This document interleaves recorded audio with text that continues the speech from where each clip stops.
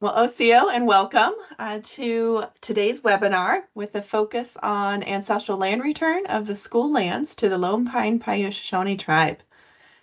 Today's webinar is provided as part of the California Natural Resources Agency's Tribal Stewardship Policy and Toolkit. The Tribal Stewardship Policy and Toolkit and the webinars and resources provided for this specific toolkit entry are intended to increase the capacity of tribes, state agencies, and non-tribal entities to advance tribal stewardship, including tribal access, collaboration, which includes co-management and ancestral land return, according to the up-and-coming California Natural Resources Agency's Tribal Stewardship Policy. So we're so very excited to have you all here today. Thank you for spending your afternoon with us. This webinar is put together to describe the return of nearly 40 acres of land to the Lone Pine Paiute-Shoshone Tribe. Tribal and state leaders are here today to share a bit more about the importance of this land return and the continued partnership between the California Native American tribes and the state of California. So again, so excited that you all can be here this afternoon to learn a little bit more about this cool and exciting case study. For those I haven't had the pleasure of just meeting yet, my name is Geneva E.B. Thompson. I'm a citizen of the Cherokee Nation, she, her pronouns, and very honored to serve as the Deputy Secretary for Tribal Affairs at the California Natural Resources Agency. I'm very excited to have my colleagues who are joining us here on the call who are going to help share a bit more about this particular case study and the examples that around ancestral land return in partnership with the State Lands Commission. For some meeting logistics, before we get started, today's webinar is being recorded, and this recording will be posted on our website, the Tribal Stewardship Policy Toolkit website. So again, we're so appreciative of you being here, and we will have some limited time to answer questions at the end of this presentation, but we warmly welcome you to use the chat function or the Q&A feature that you can find at the top of your screen. To submit your questions to the California Natural Resource Agency, to the State Lands Commission, or any other speakers joining us here today. The presenters, as well as CNRA staff, will work to answer your questions in that chat feature and throughout the presentation. And so don't hesitate to add that information in, and we'd be very happy to provide you some answers to any questions you might have. We also would love to invite you to join us in signing up on our listserv for the Tribal Stewardship Policy. If you would like to receive updates and information on upcoming webinars and more information on the Tribal Stewardship Policy, please fill out the form link that we're going to throw in the chat here soon to get signed up for that listserv. While today's webinar is not considered a tribal consultation, we hope it will help provide resources and information to support tribes in advancing their goals and priorities in the stewardship and conservation space. The California Natural Resources Agency always welcomes the opportunity to consult with California Native American tribes, and please don't hesitate to reach out if your tribe would like to schedule a consultation. We will be starting our presentation here soon and going through some slides thank you so much, Jessica, for showing on the screen right now, as well as driving the PowerPoint presentation for today's webinar.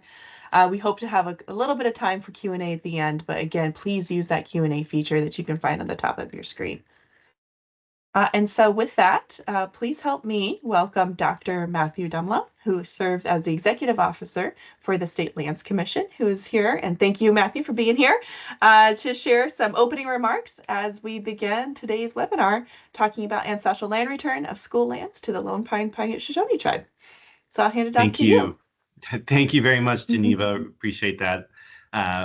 Good afternoon, everyone. Very happy to be here. As Geneva mentioned, I am Matt Dumlow with the State Lands Commission. I serve as the Executive Officer at the Commission.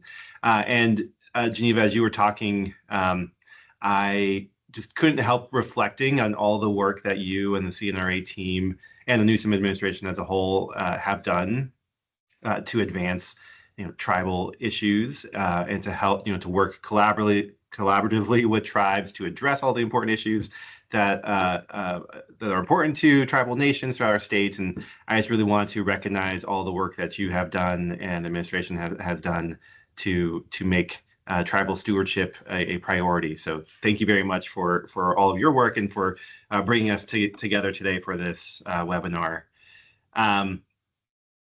As I mentioned, I'm the executive officer at State Lands. And so we're really excited to be able to share this particular project that we worked on and we're really proud of.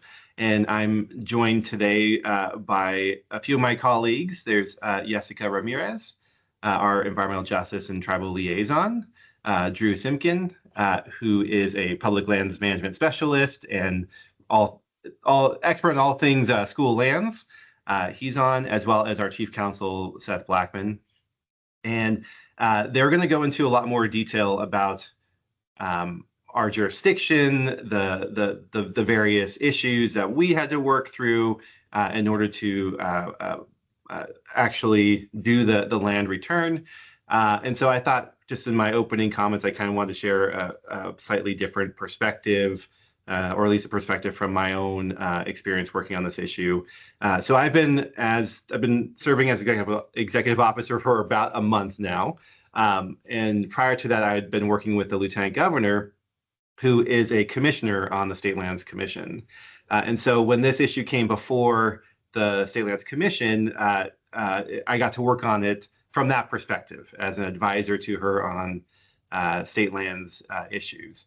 And I think we all immediately recognized, at least in our office, how exciting this opportunity was. And so we were really, proud of state land staff for identifying the issue, figuring out a way to make it happen. And so the lieutenant governor was excited to support it. And it was, something that I think when we look back on things that the commission has done in the last, few years, is something that really stands out as something we are very proud of. And so I really just kind of wanted to highlight that, this issue is something we get to talk about today, in part because of the leadership that folks in state lands staff, showed. So my predecessor, Jennifer Lucchesi, the folks who are on this team, Jessica, Drew, Seth, as well as Jennifer Maddox, who retired pretty recently from the State Lands Commission, they all stepped up and recognized that this was a very unique, exciting opportunity, and did what it took to make it happen. From our perspective and our role as the landlord of these school lands in question.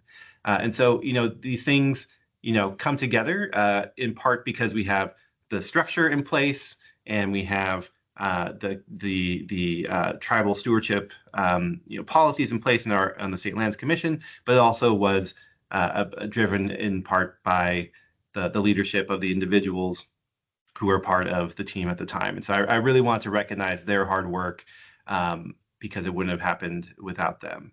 And so, this is just a very exciting and unique case that we get to talk about in more detail today. And I will be turning it over to the rest of my team to really dive into it. Just want to really just say how excited we are to be able to share this story with everyone, and get into some of the details of how it worked, and make sure everyone who's here has understands sort of the unique process that we had to go through to make it happen. So with that, I will turn it over to my team. I believe, please correct me if I'm wrong, Geneva, but we'll turn it over to Jessica and Drew to take it from here. Awesome. Well, thank you so much. And just to kind of reiterate the point that you just made, this land return is an exciting opportunity that I think the commission identified, and the creative thinking that your staff led in figuring this out is something that I think many of the folks across state agency aspire to do. And so just want to thank you to the commission and all of the key staffers who have figured this out. So, and thanks for setting it up and letting folks who are joining us here today understand, this is a unique opportunity, and there's some lessons learned here. And also, land return, it takes that creative thinking, and it takes that that ability to think outside of that box. So thank you so much. And so I think kind of our next slide here is we are so honored and appreciate the opportunity to partner closely with Lone Pine Paiute-Shoshone on this land return. And I know that Jessica has done a lot of outreach with the tribe and thinking through those kind of components around the land return. And I just wanted to take a moment to just say, Watto, and thank you so much to the tribe for not only they are, patients as we go through our state processes around land return, but also bringing their creative thinking and thoughtful kind of problem-solving energy, right? As we think about the protection not only of tribal cultural resources, but ancestral land return. And so a huge Watto and thank you to the tribe, and specifically Kathy Bancroft, who is now serving as the tribe's cultural resources officer, and was also serving for a very long time as the tribe's tribal historic preservation officer, excuse me. And I would just say that Kathy has been such an amazing partner and has provided so much energy and resources and thought and creative energy as the commission has gone through this land return process. And so again, just a huge Watto and thank you to Kathy and all of her leadership representing the tribe throughout this process. And also what an exciting slide here so you can see a couple of the pictures of that beautiful landscape. Every time I see those snow-covered mountains, I'm just like, oh man, what a beautiful place to have as your ancestral lands and to call home. And so just wanted to do a quick little just thank you to the tribe and Kathy. And so with that, it's my pleasure to introduce our next panelist, Jessica Ramirez, who serves as the Environmental Justice and Tribal Liaison from the State Lands Commission, who will give an overview of the State Lands Commission's process. So Jessica, I'll hand it off to you. Yes, thank you, Geneva, and good afternoon, everyone. It's such an honor to be here with you today to be able to share this really amazing opportunity from a few years ago. So with that, I will just kind of go over an overview of the State Lands Commission, our jurisdiction, and really the framework that we work the framework that we use to work and support our relationship with tribes. So the California State Lands Commission has jurisdiction over public lands owned by the state of California, particularly sovereign lands and school lands. Next slide. So sovereign lands are lands that California received when it became a state in 1850. It includes all the natural navigable waterways, tide and submerged lands, and total about 4 million acres. Sovereign lands are in trust, with the beneficiaries being Californians. As part of the trust, sovereign lands cannot be sold and are to be used for public purposes, consistent with the values of the public trust doctrine, which generally include water-oriented uses and activities that facilitate public access, such as commerce, navigation, fisheries, water recreation, and environmental preservation. Next slide. School lands were granted to the state in 1853 by an act of Congress with the goal of helping to support public schools. Under the law, California was granted the 16th and 36th sections of land in each township, except for areas that had already been set aside for other public uses. Lands that had already been granted, like rancho lands, sovereign lands, swamp or overflowed lands, and any land known to contain minerals. Next slide. In 1927, Congress passed another law that expanded the grant to include mineral rights of those lands. The Commission manages roughly 458,843 acres of school lands that the state holds in fee ownership, as well as the reserve mineral interest of roughly 790,000 acres, where the surface estate has been sold. The Commission manages and issues leases for geothermal resources, solid minerals, oil and gas, surface leases such as pipelines, transmission lines, and renewable energy, and is responsible for the management of forested school lands. Next slide. In 1984, the legislature placed school lands into a statutory trust by enacting the School Land Bank Act and establishing the School Land Bank Fund. The Commission is the trustee of the fund, all royalties and rents generated through the leasing of school lands are deposited into the state treasury to the credit of the Teachers Retirement Fund, which benefits the California Teachers Retirement System, or CalSTRS. Next slide, please. The Commission takes its responsibility to steward the land under our jurisdiction very seriously. Recognizing the historical, cultural, and spiritual significance of these lands to California Native American tribes, the Commission has established a framework for meaningful engagement and partnership with tribes. This framework is guided by a combination of key policies and legislative mandates, including our Tribal Consultation Policy, the California Environmental Quality Act, or CEQA, Assembly Bill 52, our Environmental Justice Policy, and our 2021-2025 Strategic Plan. Next slide. At the heart of the Commission's relationship with tribes is our Tribal Consultation Policy, which affirms the government-to-government relationship with California Native American tribes.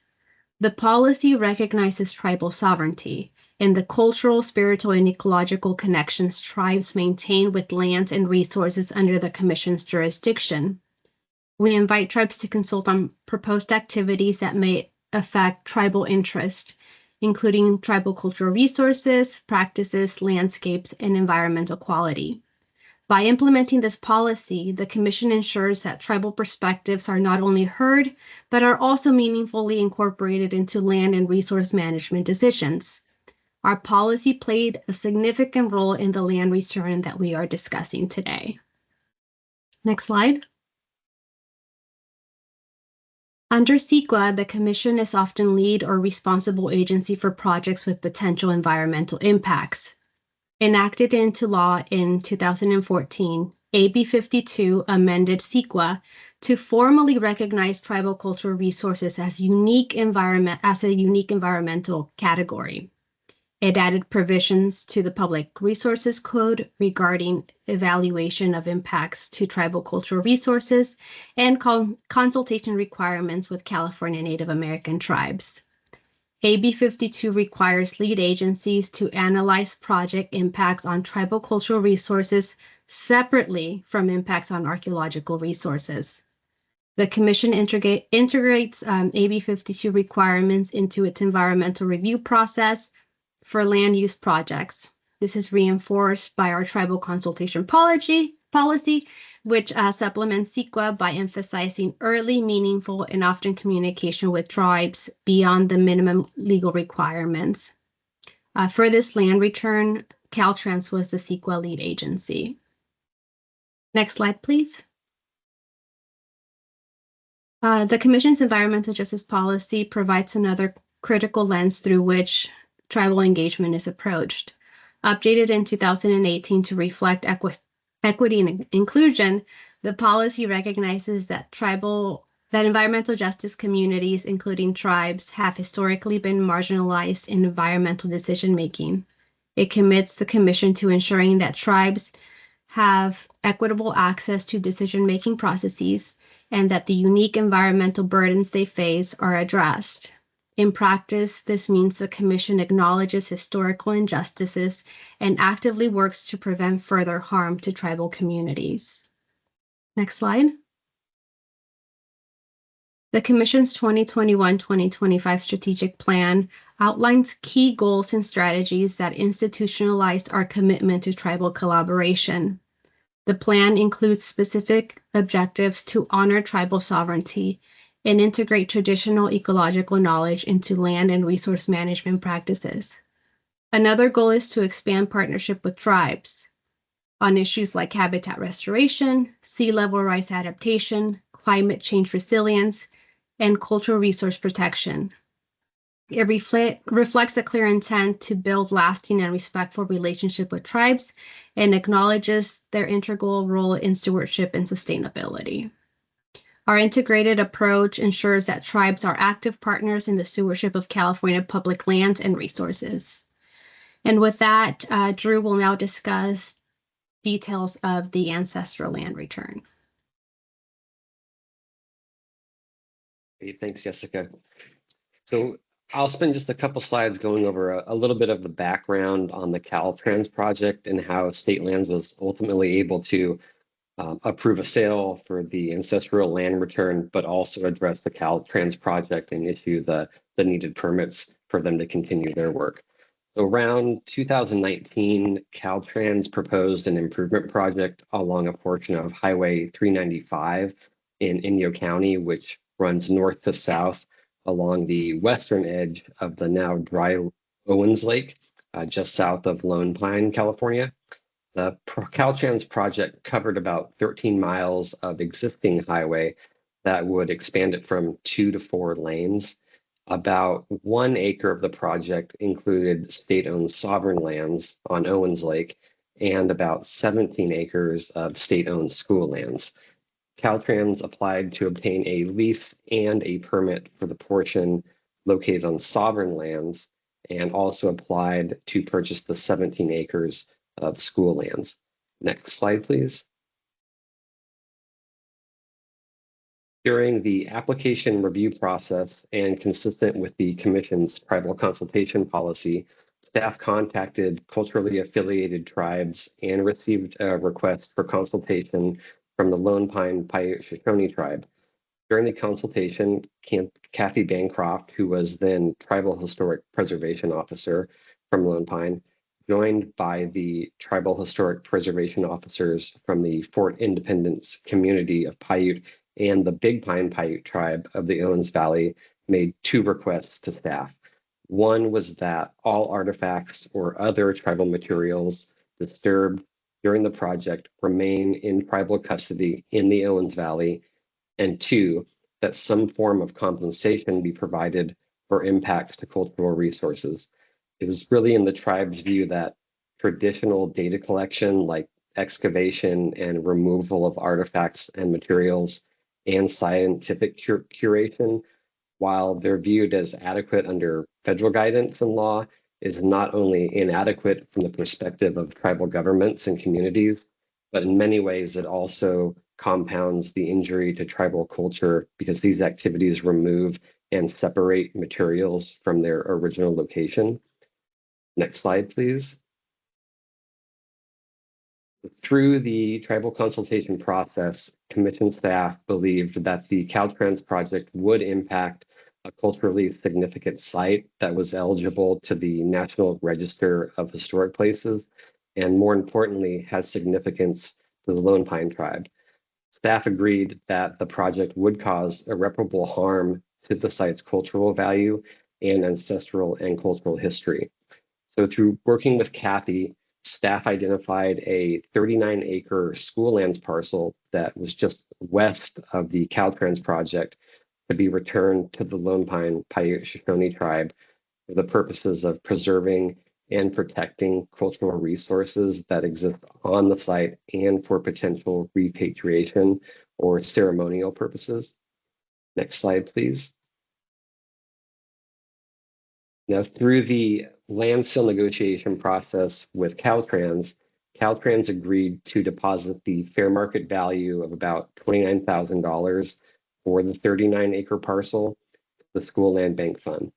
Additionally, the commission also required Caltrans to remove cultural resources from the project area before construction began to avoid their destruction and return any tribal artifacts collected from the construction area to the Lone Pine Tribe. Those artifacts were returned and are held at Lone Pine's Cultural Center facility in Lone Pine for curation and storage. And the commission ultimately authorized the sale to Lone Pine in June 2020. The patent or the document that conveys the property from the state to the tribe was signed by the governor in July 2020, and it was recorded with the Inyo County Assessor's Office in July 2020. That kind of concludes my section. I'll pass it back to Geneva. Well, Wado, and thank you so much, Jessica and Drew, for walking us through those steps that that the tribe and State Lands Commission took for this land return. And I know that a lot of folks who are joining us on the call are being consistently asked by lead agencies to do these types of environmental reviews and consider and think through how projects may or may not have impacts to tribal cultural resources and other important landscapes. And so I just wanted to say thank you to the Commission for all of the work that you did to have those consultations with tribes and find those kind of creative solutions around mitigating and preventing future harm for tribal cultural resources with that use of ancestral land return. And so I know there's many different kind of complicating and unique situations for every project that you all see, including this one as well. And so I just wanted to again thank you for your creativity and working closely with the tribe and going through this process. And so that is today's presentation. We would love to be available to answer any questions folks have who are joining us here today. And so if you have any questions, please feel free to pop those into the chat or the Q&A feature in the top of the screen.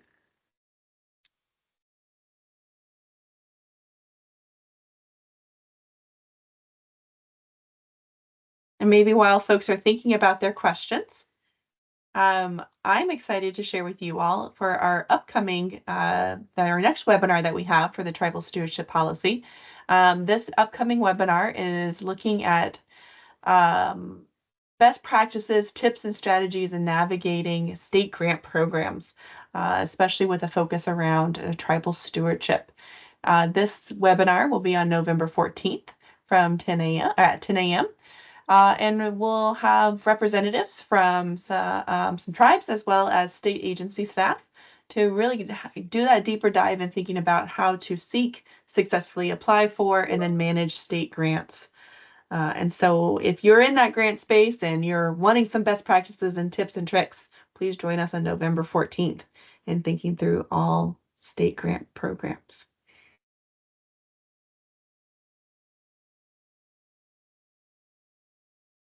Okay. And maybe a last call for some questions. Thank you, Sydney, for putting in the chat. That's the link to sign up for this November 14th webinar, and you'll also see the QR code on the screen. All right, looks like we got a question come in. So one question is, how can a tribal group that is not a tribal government be eligible for land return through this project? Thinking about a tribal 501c3 status. So that is a great question, and thank you so much, Barbara. And so when we're thinking about ancestral land return, that is a project, a relationship that the state of California and our departments and entities within the state of California, as well as other governments, nonprofits, private individuals, right, are in the process of thinking about how do we transfer fee title ownership of ancestral lands back to the tribe, whose ancestral territories are inclusive of that land. And so when we're specifically thinking about ancestral land return, that is a relationship with a California Native American tribe. That doesn't necessarily mean that it's only for federally recognized tribes. Fully aware that non-federally recognized tribes are through the complex history and the colonization of the state and how the systems have been established within the United States. The federal recognition process is a complicated and has a deep history of historical wrongs, right? And so we do try to, where we can, partner closely with non-federally recognized tribes, as well as federally recognized tribes for ancestral land return. And so when we're thinking about ancestral land return, we are looking at what are those entities that are representing their communities and their ancestral lands in that representing space. There are a lot of amazing 501c3 nonprofits out there that are organized and run by individual Native people. And those are amazing nonprofits that we would love to partner with and support with. But if they are not in themselves representing a distinct tribal community, but instead are representing Native issues or working to steward and care for the land with that traditional ecological knowledge or whatever that nonprofit's mission is, they might not be the best partner for ancestral land return. That is not to say that Native-led nonprofits can't acquire land and steward land, but that might be in your more kind of classic land trust or conservancy or conservation type space. So hopefully that's a helpful kind of distinction in how we think about ancestral land return versus property acquisitions for the wonderful, beautiful programs and benefits and priorities that many nonprofits have. I hope that's helpful, Barbara, for your question there. And I'm wondering, Jessica or Drew, anything that you would want to add as from the State Lands Commission and how you think about ancestral land return, or did I cover it? Yeah, you covered it well, Geneva. Nothing to add on my end. Thanks, Jessica.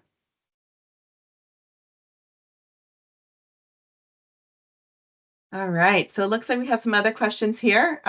So we have one question. In the specific case with Lone Pine Paiute-Shoshone Tribe, do viable options for expanding tribal ownership beyond the school land exist?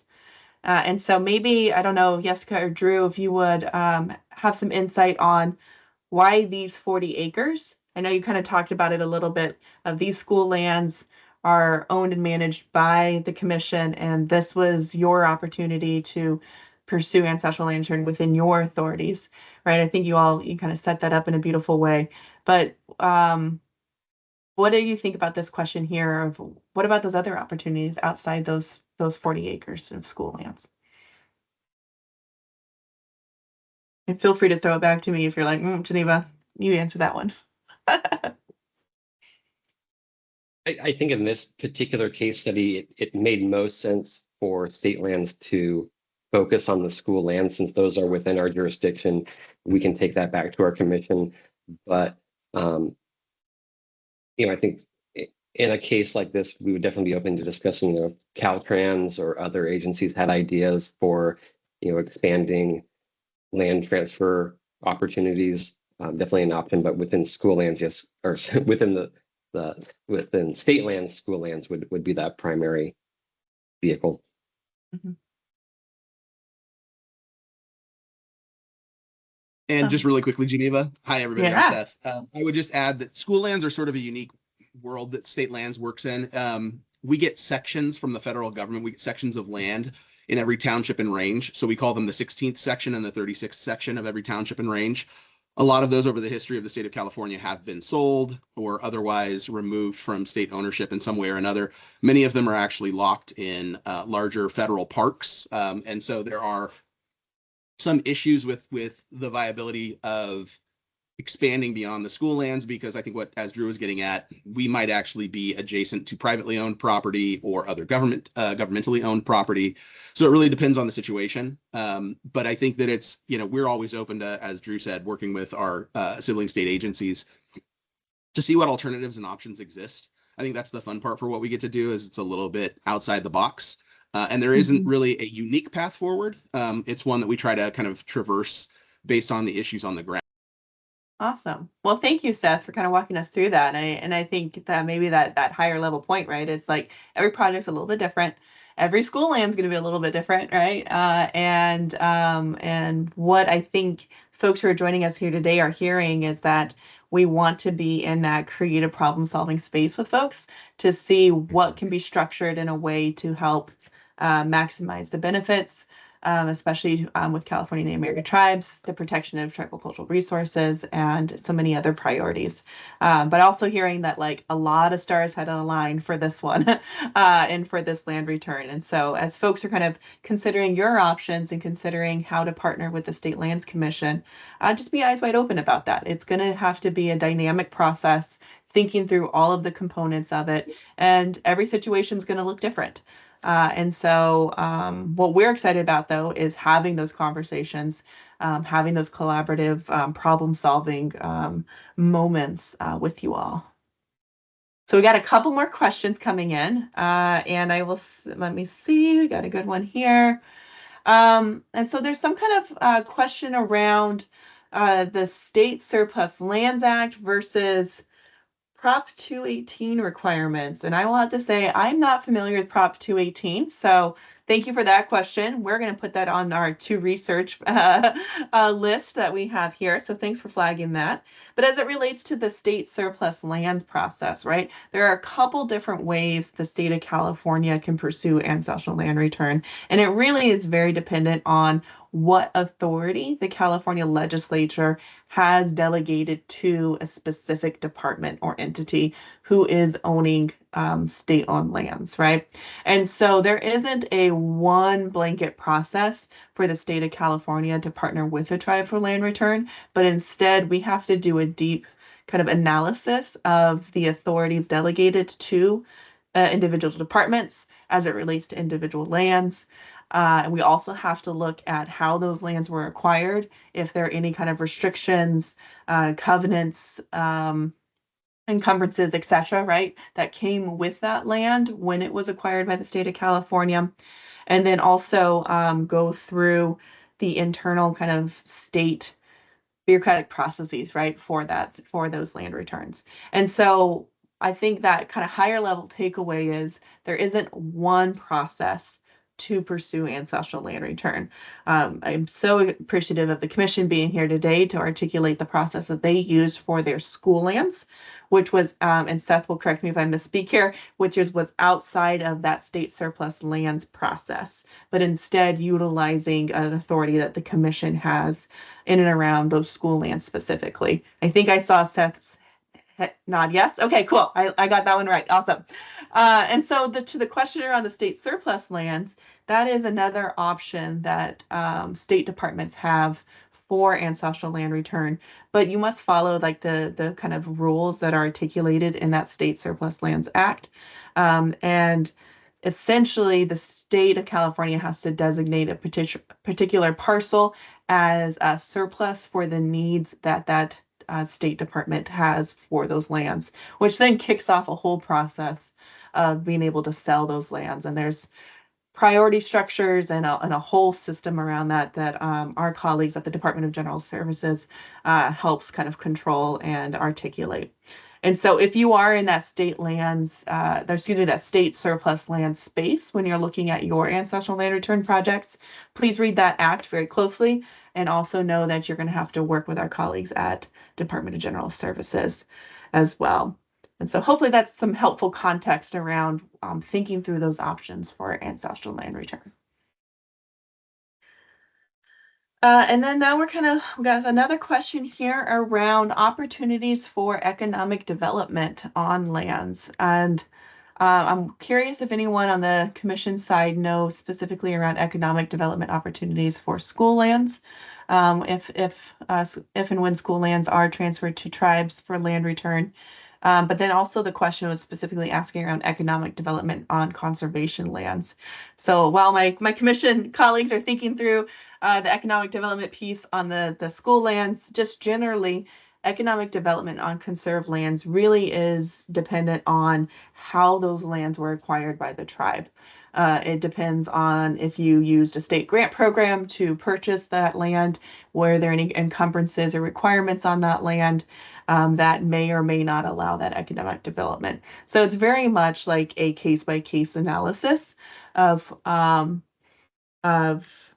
how those lands were acquired and if there are any legal limitations on those. And so if you're in that space and kind of thinking through like, hey, I have these conserved lands that have been returned to my tribe, I would like to explore the realm of possibilities for economic development. Highly recommend working closely with a professional to review any deed restrictions or contract or other types of requirements that the tribe committed to when acquiring those conserved lands. So I'm sorry to give you the answer of it depends, but it really much depends because it's parcel by parcel. But Matt, maybe hand it off to you and any thoughts on school lands.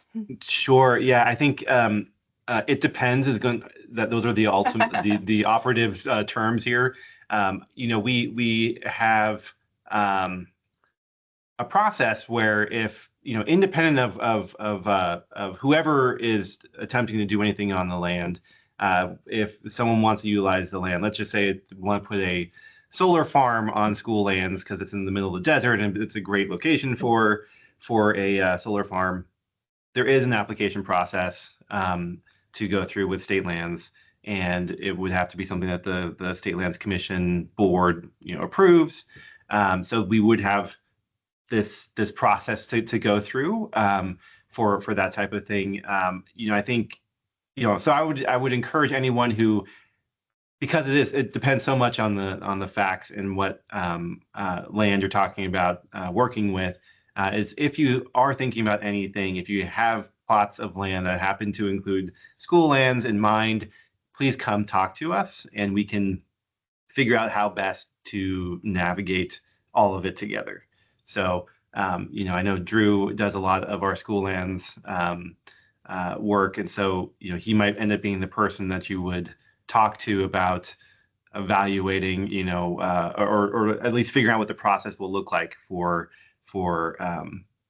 taking on certain activities on those school lands. So I don't know. I wish I could give a more specific answer to that question. And Seth, Drew, Jessica, whoever, feel free to chime in if there's other comments. Yeah, happy to, Matt. I was going to say for Chairman Gomez, I think the quick answer Matt already gave you is right. It's just, it depends. There's two different ways that we could interact with tribal interest. One would be we could actually lease the school lands for a particular purpose, where the State Lands Commission would continue to have the right of ownership. And that would allow for a variety of different types of economic development. We do that all the time. There is a requirement, as long as the State Lands Commission manages school lands, and this comes from the federal code as well as the state code, that we have to generate income for the California teachers retirement system for CalSTRS. So we do have to have some level of economic development on those properties when we're leasing them, doing something. But that can also be for things like grazing leases, agricultural leases. There's a very wide breadth of what could be constituted as economic development. In the context of a sale, like what we did with Lone Pine Paiute-Shoshone Tribe, when we sell when the purchase of the surface estate is made and transferred, that is a fee right that the tribe takes. So the tribe can maintain it as a conservation status for the lands. They can develop it as they see fit. That is a right that then passes to them as you would have with any other owner. And so school lands are a little unique for us at State Lands Commission because we have sovereign lands, which are inalienable. We cannot sell those. Those are held for the people of California forever, and they can't be overtly privatized. They can be used for limited privatized uses that are beneficial to the broader society. Whether you agree it's beneficial or not, things like ports are a really great example of the economic engine that the state of California uses for trade, and that is a consistent use on sovereign lands. So those types of lands we can't alienate or do anything on. So there's limitations on what types of development can happen on sovereign lands. But school lands is a very different, entirely different framework that actually allows for greater degrees of development and creativity, quite frankly, because we're not limited by the public trust doctrine that does limit sovereign lands. And as I said before, if there is an actual transfer of ownership, that new owner can do what they wish with that property. But I will highlight, and I think Geneva was really good to point this out, if there are existing covenants or restrictions on that property, those would flow through just like they would happen now. If you own property for your home or for like a park and there are pre-existing easements or encumbrances, those would transfer. But for the most part, that's not really the case on a lot of the school lands. But they do exist. Sometimes we have stuff that's school lands that are out in the desert in different areas where historic pipelines have run. So there could be an encumbrance there, but there's things like that to look at, but you do your due diligence anytime you seek to purchase property and kind of understand what you're purchasing. But like I said, really a lot more flexibility for different types of development and thoughts around what that type of development could be on school lands. Thank you, Matt. Thank you, Seth. There's a lot there to unpack on the school lands.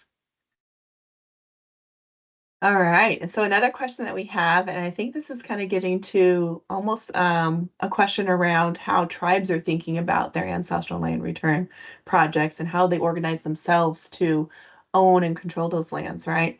And so the question here is, how do tribes kind of determine how the title will be held for those ancestral lands that are acquired by the tribe? And there's a wide variety of different options that tribes can pursue.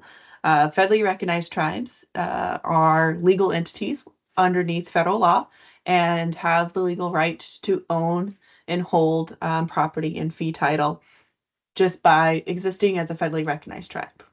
Non-federally recognized tribes have to incorporate either as a for-profit or a nonprofit legal entity before they can then own and hold in fee title property. And so you see a lot of non-federally recognized tribes incorporating either for or nonprofit, depending on their priorities for their communities. You also see other tribes create their own land trusts and create their own nonprofit organizations that hold title to properties as they are returned to the tribe. This provides a couple different opportunities and benefits, right?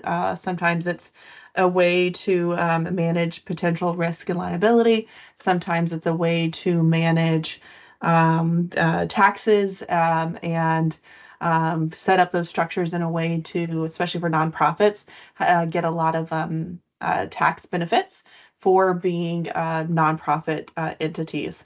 And I know some land trusts as well have some benefits associated with holding land under a land trust versus a nonprofit or a tribe or for profit corporation, right? And so again, I hate to give that it depends answer, but it really depends on the tribe and their priorities, capacity, and future goals for that property.